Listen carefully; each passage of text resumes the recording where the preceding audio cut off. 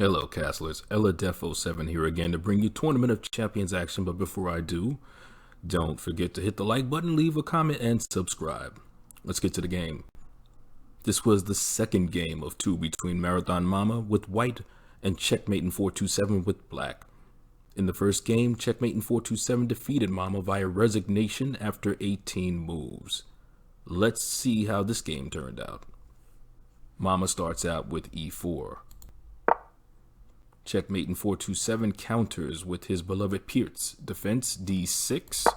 Hey, if it ain't broke, don't fix it. Mama says if you're going to give me the center, then I'm going to take it. And she plays d4. As you can see, she has full control of the center with her center pawns. And this opens up the dark squared bishop as well.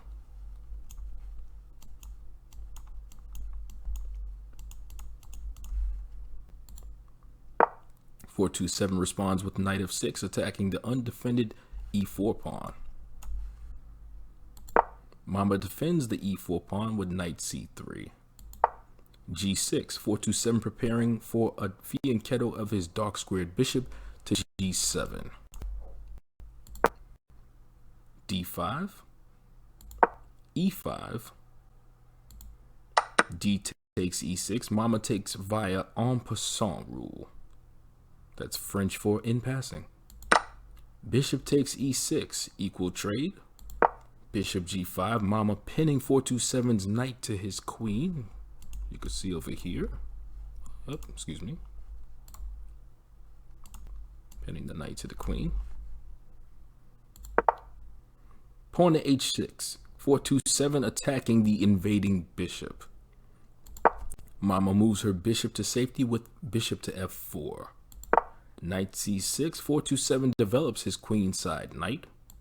Mama now attempts to pin .427's knight to his king.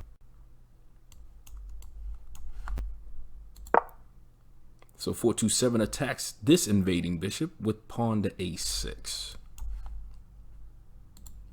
Mama opts to take this knight with bishop takes c6 check. Bishop takes c6 equal trade. However, the pawn structure is ruined with double pawns on the c file. e5 from Mama. Knight h5 hitting the hanging bishop. Knight g to e2 defends the bishop. .427 takes the bishop with knight takes f4. Mama recaptures with knight takes f4 equal trade.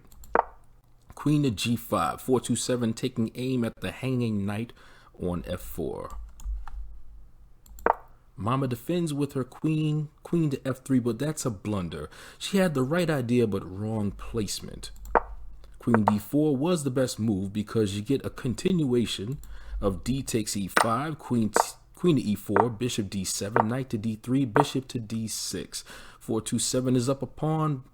It's an even position according to the chess eval bar, but back to queen to f3.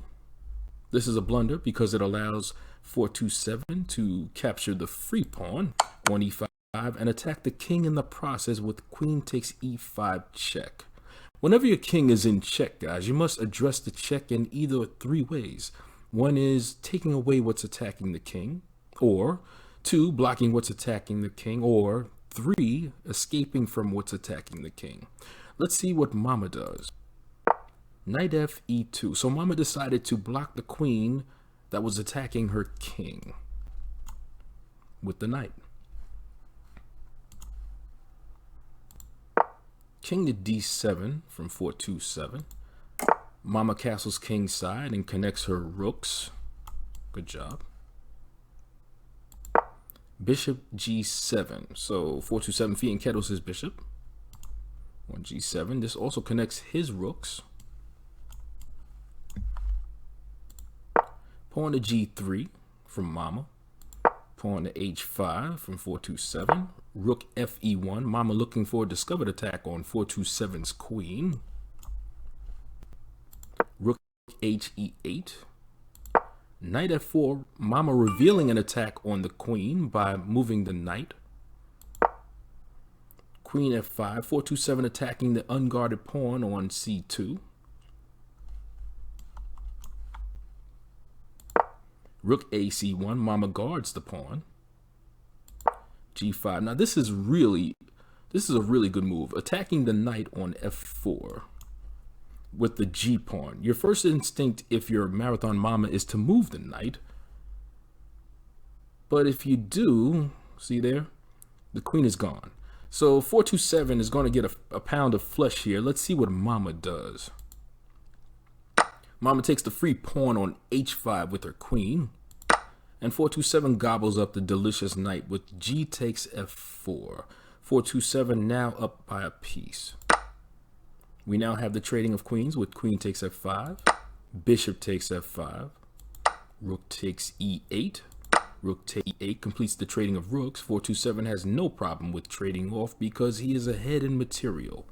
Once you are ahead in material, you can trade off because you'll have more weapons than your opponent in the endgame, and it will allow you to promote your pawns much easier. Then you can go win the game. Back to the action.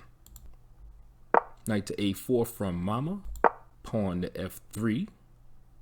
Pawn to c4. 427 brings his rook to 2nd Avenue with rook to e2. Rook to d1 from Mama. King e7. 427.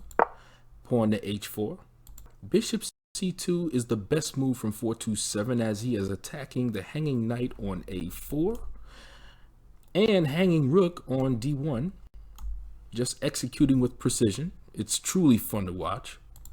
Mama answers with the move rook to d4, which unfortunately puts it in the crosshairs of the sniper lurking on g7 here, Mr. Bishop, as you can see. 427 takes the rook with the move bishop takes d4. 427 with the +8 material advantage. King to h2 from Mama. Bishop takes a4. 427 gobbles up the knight. A +11 material advantage now for 427. Pawn to b3 from Mama. Rook takes f2 check. 427 gobbles up a pawn and checks the king also. +12 for 427 in material. King to h3. Rook takes a2. 427 takes the hanging pawn. +13 now in material. And this is getting into reasonable territory. Mama hoping for a stalemate, probably. Pawn to b4 from Mama. Pawn to f2. 427 pushes his pawn and is looking to promote it. King to g4. Pawn to f1 equals queen. 427 promotes his pawn to a queen. This is now a forced checkmate in 2 moves. Pawn to c5 from Mama. Bishop d1 check on the king from 427.